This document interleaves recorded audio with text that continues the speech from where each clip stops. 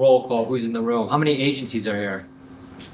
Nice, just her and I. All right. How many brands are here? Awesome.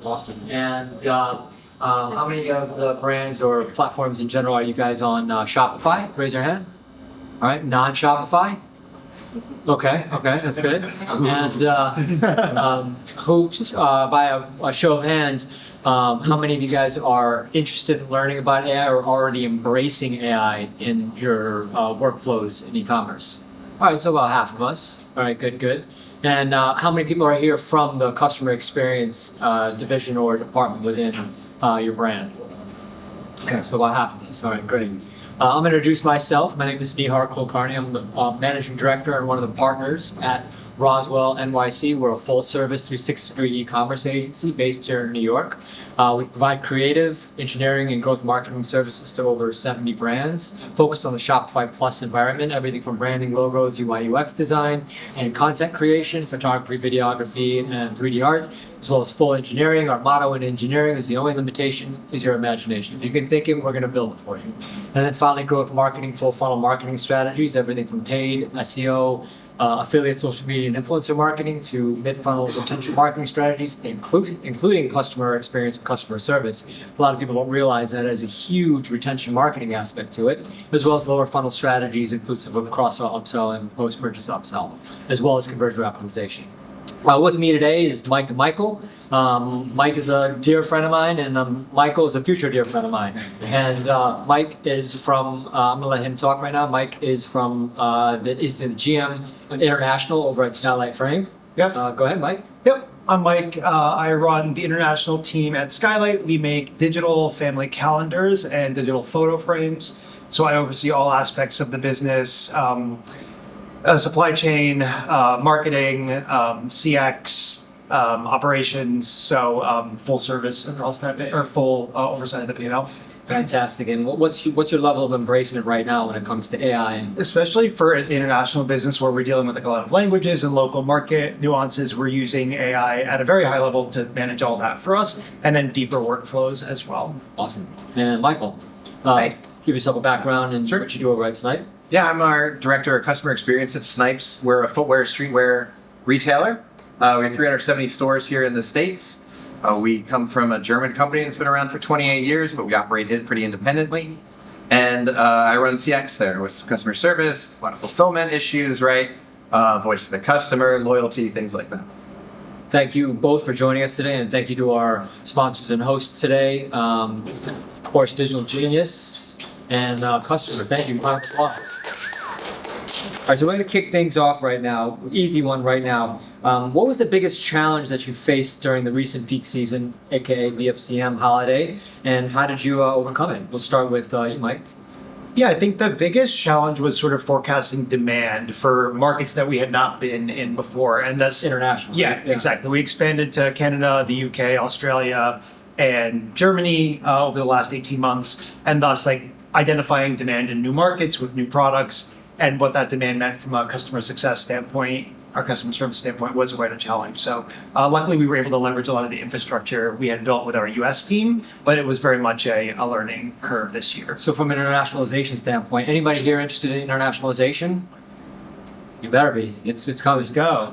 But from an international standpoint, how are you approaching, the ways, for example, in Europe and Germany, they don't use credit, they use debit card.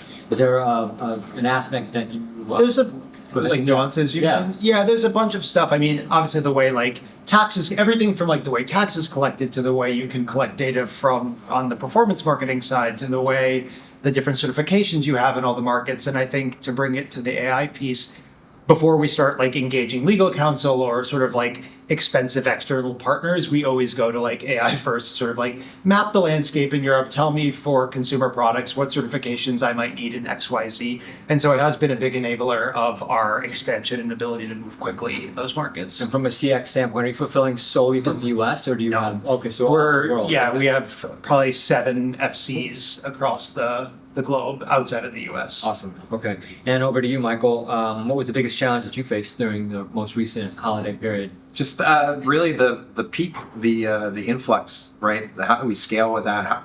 How do we prepare to scale for that?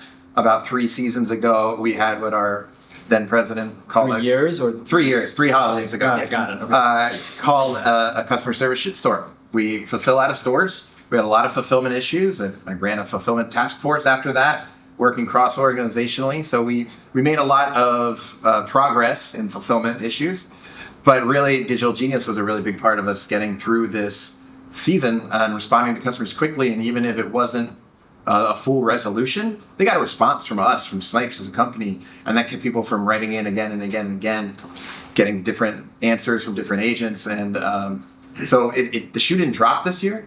I think part of that was... Pun intended? Sorry? Pun intended? Yeah, pun intended. This guy. So, we also lost a week this year because Black Friday was so late. Yeah, it felt like a really very abbreviated season as well this true. year. So having a great partner like DigitalGenius, some additional offshore support, which we didn't have before as well, and the shortened season made this whole season really a breeze for us. So you said you had over 360 stores nationwide, is Yes. that right? So what percentage of your business is, if you could share, is brick and mortar versus D2C online? Most. Most. Okay, got it. And how are you merging the CX experience offline and online? So I work in our corporate headquarters. We work very closely with the store operations team to make sure we've got policies about who's calling who, when, Sure. and what stores can do around e-commerce orders in the moment, right? We want them to be empowered to help that customer in the moment they're there with the shoe, whatever they need, right? And again, what can we do for in-store experiences, right? We're corporate, so customers are writing in, oh, it smelled weird, or the manager was mean, you're right, whatever bad experience they felt they had. So just really working cross-collaborative. Awesome. So one of the things with DigitalGenius is their generative and their proactiveness in terms of helping the sales process. And it's an important aspect of anything with customer experience. I kind of liken it to, metaphorically, the sales associate that's on the floor. How do you explain to the audience today, like how you're assimilating that with the D2C experience in terms of what are your objectives for that on-site experience for creating that virtual sales assistant, if you will? So that's on the plan for us. We're not there yet. Okay. We've had some road bumps, not because of DG, but because of our tech stack, and some of our legacy systems are a little harder to plug into. That makes automation even harder. I know a really good Shopify agency. Okay, great. It's the back end, our OMS. I'm not going to blame. Sorry, what was the question? Sorry. So you were talking about like the digital sales assistant. Right. Yeah. So we're not quite there yet, but we know that's where we're going, right? And so right now we're just really building up that coverage and resolution through DigitalGenius. Yeah. We've hit all the big, where's my order, right? Obviously, Sure. Taking those, and now we're just working our way up. But I think we'll be on that generative AI chatbot by later this year. For Awesome. sure. Okay. Mike, are you guys doing B2B or just solely D2C? Yeah, internationally, we just dipped our toe in this year, but in the US, it's a huge part of the business. And I think because we're such a giftable item, the last 3, 4 or 5 days before Christmas, a tremendous amount of volume happens. And so the idea that you're ordering online, picking up in store, you're dealing with third-party retailers, plus people get confused and they come to our website. So the coordination on the CS side is incredibly important because obviously the customer wants to shop wherever they want to shop. And you guys are in marketplaces as well, Amazon? Yeah, the whole shebang. And Yeah. SNIPES as well too, or No, we're just ourselves. Yeah. Got it. Okay. So moving forward, as a customer, then as a brand, both of you guys, what is AI's biggest strength and biggest weaknesses as it applies to customer experience, in your opinion? We'll start with you, Michael. Strength-wise, I think it's the if-then about it. It's reading the situation, and if you can build a really great if-then from there, easy peasy, right? We're lucky we're not doing subscriptions, we're not doing parts that need to fit together, right? Did you get it? Did you not? Was it right? How do you return it? Sizing. You're right. Yeah. Because we share 80% of our product with our competitors, you know what size Nike you are, right? You're not really coming to us for that. Yeah. What about the Fit apps? Like, have you seen the Fit apps? We have some of those. I don't know if they're. Does it help with customer experience at all? No? I don't know. The illusion. Yeah. I mean, they'll tell you it will, the sales process, Yeah. right? But really, our customers aren't coming to us for that product help so much. So I think AI is great at understanding what a customer is coming to us about.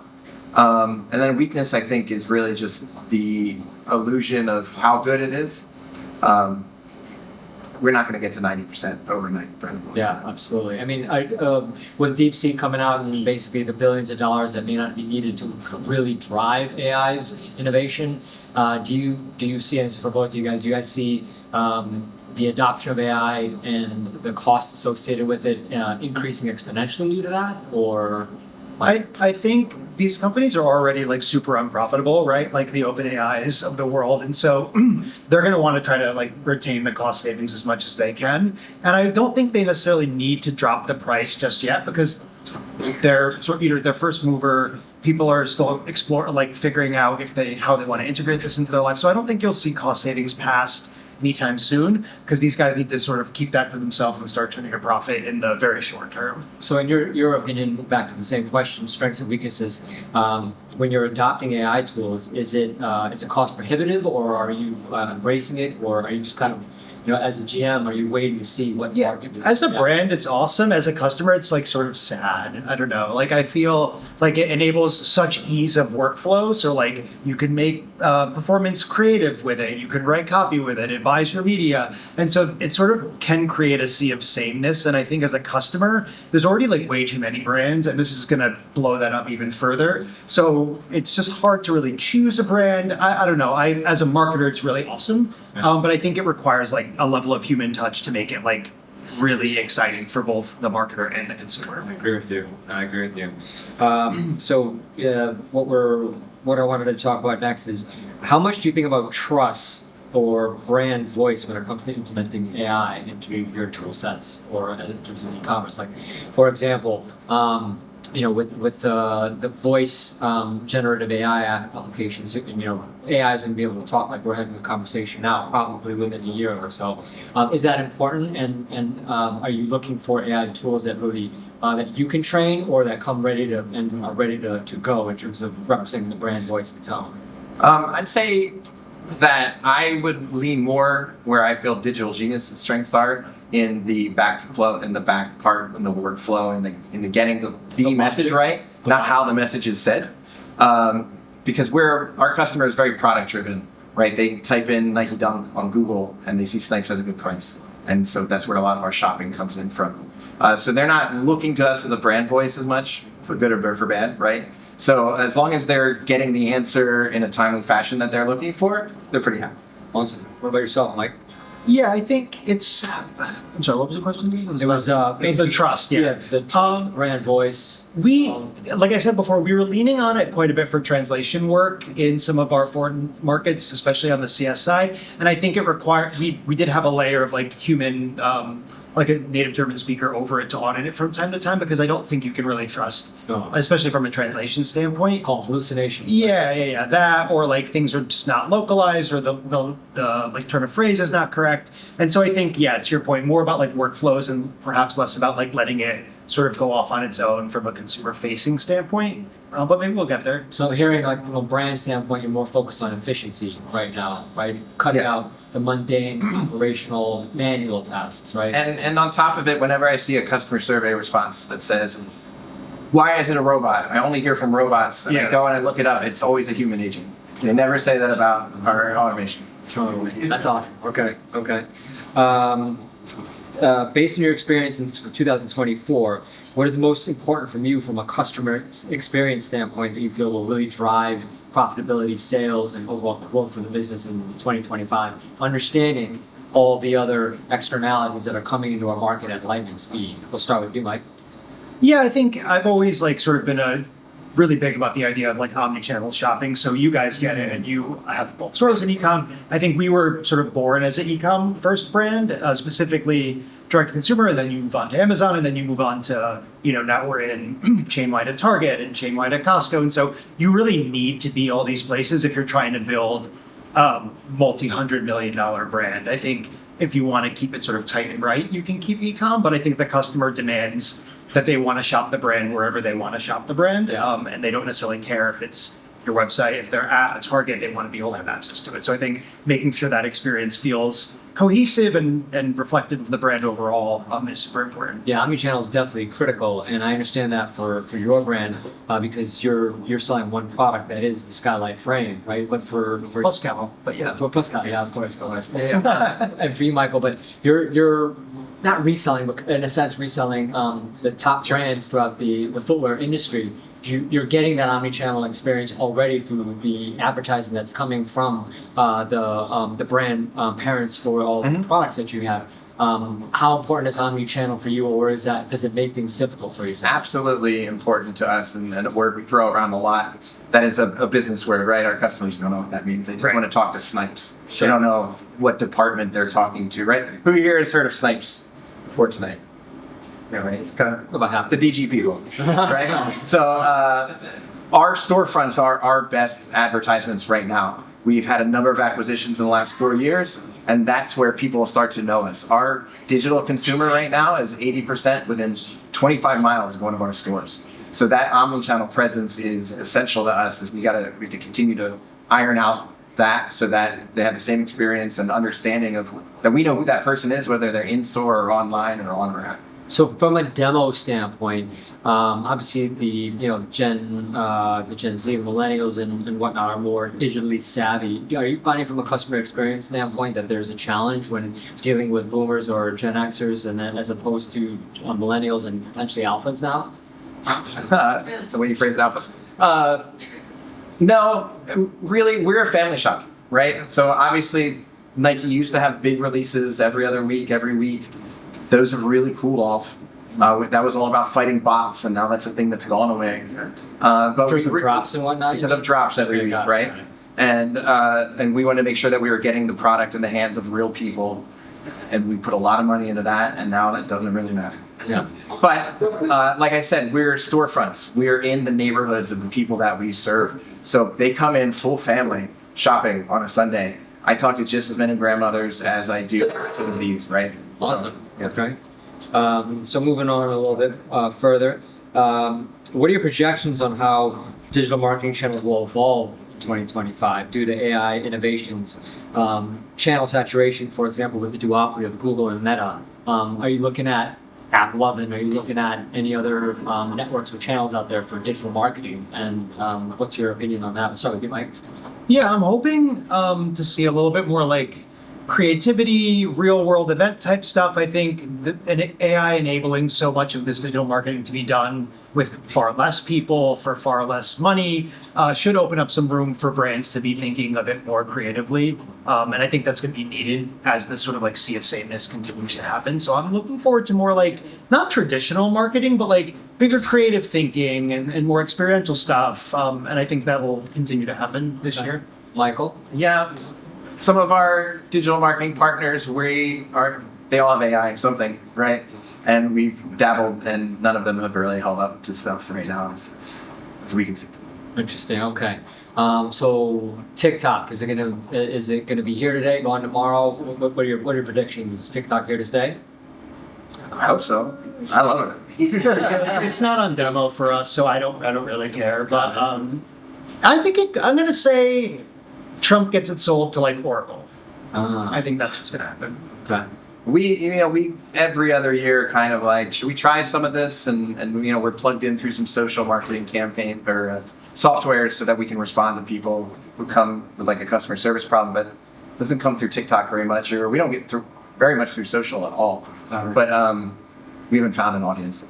How many people in here are doing TikTok ads right now?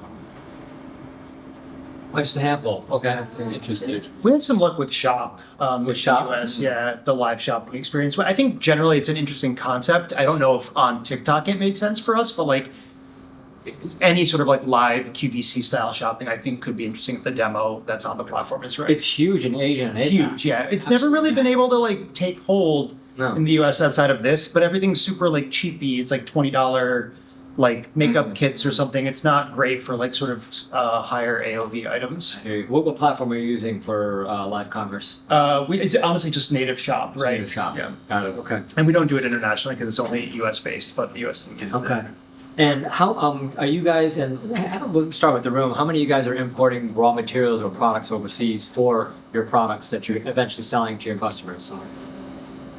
Almost everybody. Okay. So the next question you guys are probably going to guess, with the impending doom of tariffs that are coming potentially this weekend, that are slated to roll out, is that a concern for your business? And what should brands with your guys' expertise be thinking about from a strategic standpoint or even a pricing standpoint? Any advice you guys might have? I think if it's going to happen, it's going to happen. But B, I think more premium brands or like name brands, national brands are at an advantage because we get like not knocked off, but like very cheap commoditized competitors come in. They're running on very thin margins. So they're the ones that are going to be hit the hardest, right? Because they don't have a lot of margin to give versus we've been trying to build a more established premium brand. We can give whatever 5-10% in the short term because I don't think it's a long-term strategy if it were to happen. So that's what I would say, like the premium brands or the brands that are like more recognizable name brands are at an advantage versus They have that delivery margin that they can. yeah, you could just give more away, right? And customers, if you do need to raise the price, customers are more willing to pay for a premium brand versus the sort of cheapy guys are always going to be trying to get by on very thin margins to begin with. And Michael, I mean, I know all of your products are sourced from the brands, but is that something? Are they going to be passing that cost on to you? I mean, I imagine so. Yeah. Yeah. Pass it on to the customer, I guess. And, because you want a customer and sense to them, and then you pass it on to okay. Yeah, we haven't talked too much about it internally. I think everyone's kind of burying their head in the sand. Yeah. But we're talking about it internally. Okay. Is anybody else concerned about the tariffs in the audience today? No. Oh, well, okay. All right. Oh, yeah. Okay. What kind of product do you sell? We sell eyewear. Eyewear. We import our raw materials from China. Got it. Yeah. Got it. Okay. Are you guys spinning up any sort of like redundancy factory? Like, are you going to Vietnam or? We didn't actively source. Trying. We don't actually. It's easier said than done, yeah. So we talked a little bit about automations and efficiencies being one of the most important things for customer experience and what you guys are focused on from an efficiency standpoint. What automations or platforms for automations are you harnessing in your current workflows that are really proving to be very powerful in terms of solving those customer experience issues or getting you that extra conversion? We'll start with you, Michael. Well, DigitalGenius. There you go. This is what brought me here. So they've been a really great partner. They've been working with Snipes Europe for many years. Okay. That's how we first heard about them. And Snipes Europe was the original, right? And then it came to the US, I think. Yeah, it came through the US through acquisition 5-6 years ago. Okay. We operate pretty independently. So to hear that they were having so much success with DigitalGenius, and they have multiple countries there and multiple operations, right? Where we've just got one operation over here, it's a lot easier. Shopped around, went with someone else before DigitalGenius, found myself at DigitalGenius. It's just been a really great integration, a nice steady growth of how much we're automating. And there's still a lot of blue sky for us to explore together. What's on your wish list? If you could have an automation tomorrow, what would help? We're limited by our OMS, but just edit address we hear all the time. I forgot my apartment number. Got it. Over to you, Mike. Yeah, we're splitting out the CX function into more sort of like the block and tackle work that we're looking to automate. And then we have a concierge team for our calendar product because it's a much more expensive item. So we'll probably continue to build that out with the full-time US-based staff and then look through more automation, either Zendesk integrations or maybe a DigitalGenius of sorts. I don't run the budget there, so don't harass me. So from an ROI standpoint, because it's really important for a lot of the brands in the room that are trying to evaluate their approach to customer experience, how do you evaluate your return on investment when it comes to customer experience? Because it's not an immediate, it could be if they generate a sale, right? That's a possibility. But from a customer experience standpoint, how are you evaluating your return on investment? We will also oftentimes graduate like really great customers that have had a great experience and then come to evangelize us into like an ambassador program and give them referral codes. So there's a way to monetize the CS function. Almost like affiliate. Yeah, exactly. They'll have affiliate codes, they'll have special discounts. These are sort of non-influencers by any means. They're just like regular customers that have had a really strong experience with us. So in that regard, CX can be viewed as sort of like a profit center, not just a back office function, but then just generally like we do NPS assessments all the time and CX plays a big role in NPS. And so, that's sort of how we think, mostly NPS and then anything we can do with referrals or referral codes. I think it's such a great ROI. No one's asked me to do the math. Oh, okay. There you go. All right. Easy breezy. Then. Right. It's great. It's a no-brainer, and seeing that, like I mentioned, my agents who have been with me for years, were all living in PTSD this holiday, waiting for it to come, and it never came. I think like that's what I'm measuring in my agents' well-being. Got it. That's awesome. So this industry is not is full of 3-letter acronyms that I'm learning a new one each week. And the other day I read about CRO versus CVO. Everybody knows what CRO is, conversion rate optimization, and then CVO apparently is customer value optimization. And I just found that out last week. But for me, that's like retention marketing. So for customer value optimization, that feels like there's a lot with customer experience and retention marketing. Is that a strategy that you guys are actually looking at in the same way as CRO or anything else in terms of UI UX optimizations? Having just heard of it now, no. But it sounds pretty great. Something we've really struggled to get to is like a lifetime value. That's part of it. Yes, right? absolutely. It's an extension of it. I see that. So that's something a couple different partners of ours have promised but not delivered on yet. And it's about getting an agency. Right. Getting that customer data in one spot. We've got different parts of our customer segments in different platforms right now. So I think bringing that in, and then customer value optimization sounds like a natural extension. And yourself, Mike? Yeah, it's interesting. We're pretty much we're not single SKU, but we don't see a lot of repeat purchase. These are sort of big electronic items that are lasting 5-6 years at a time. So it's not something we've spent a ton of time on. We are investing in CRO work this year, and so that would by extension lead to more CVO work. But I think that's a silly acronym. Yeah, I mean, obviously you have repeat purchases. It makes sense with footwear. Yeah. And are you seeing strong repeat purchases as well? No, well, we do have a subscription offering for the calendar, so that is the way we would be thinking about CVO, is how we're using either CX or Lifecycle or whatever to upsell folks onto the subscription platform and get a better attach rate there. Awesome. Okay. And then lastly, how do you ensure quality and timeliness during peak season without adding exception one-off routing and rules? It's a little bit more of a technical question, but probably, especially from your standpoint with all the stores that you have. Yeah, I think it's just reporting, getting in front of the right people and screaming until it gets right? And like I said, we had a customer service shitstorm a few years ago, and it was all fulfillment based for a lot of reasons, not just humans. So just making sure that we're getting ahead of it, right? We just got through peak. Everything I'm doing now is to make next peak better. So for retail, that's it, right? Okay, we got a breather. Now, what else can we implement to make next year even better? Totally. Yeah, it's the planning. I think this year we started planning further out than we ever had before. And so the CX team staffs up. It grows maybe 10x during the peak season. So giving ample time to hire, giving ample time to train, finding folks from last year that we really liked and bringing them back again. So just ample lead time is the real key on that front. And when are you guys starting to plan for BFCM? Like last year, December 3rd? I'm sorry, I remember seeing a ad on Facebook that I clicked on for a product, and it said BFCM. I was like, humans don't know what that is. Everybody in this room knows what BFCM is. And I thought that was really bad marketing. I didn't buy the product.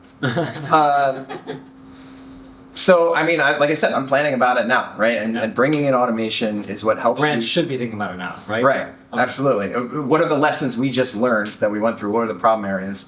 And how do we get reporting in place, people in place, processes in place to make next year even easier for everyone? Awesome. That's what I love about being in CX and customer service, customer experience, is by making the customer's experience better, make my team's job easier. Yeah. Which is very selfish, and I can kind of couch it in, I care about the customer. Like, I care about making my life easier, right? Totally. What you like? We'll start, Mother's Day is a big moment for us, so we're deep in Mother's Day planning right now, but we'll probably start in earnest in August. We'll do meetings with our fulfillment partners and like in person to make sure that those flows are working well. So yeah, August is usually when we start thinking about Black Friday. Are you guys using GA4 or another analytics tool? Yep. Hate it, love it? Different. Indifferent? Yeah. What about yourself? Use Amplitude. Amplitude. Got it. Okay. How many people in the room are using GA4? How many people love it? Exactly. All right. The nerdiest way. It was a learning curve. For Yeah, sure. yeah, totally.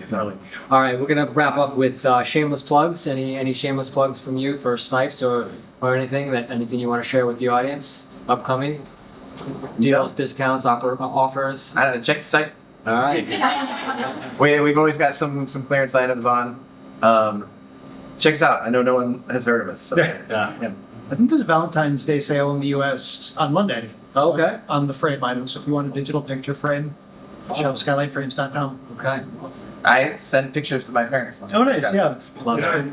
Love it. And so we're going to open up to the audience right now. Thank you guys for joining us today. Any questions from the audience? Maya? Yeah, actually, it's for you, Mike from Snipes. Did you find that you didn't have to hire for the holiday season because of a tool like DigitalGenius? Yes. Do you usually hire during? We had we bounced around a couple of BPO partners. We have a great partner now called Ratio. We did scale up, not as much as they recommended based on their numbers, based on our numbers.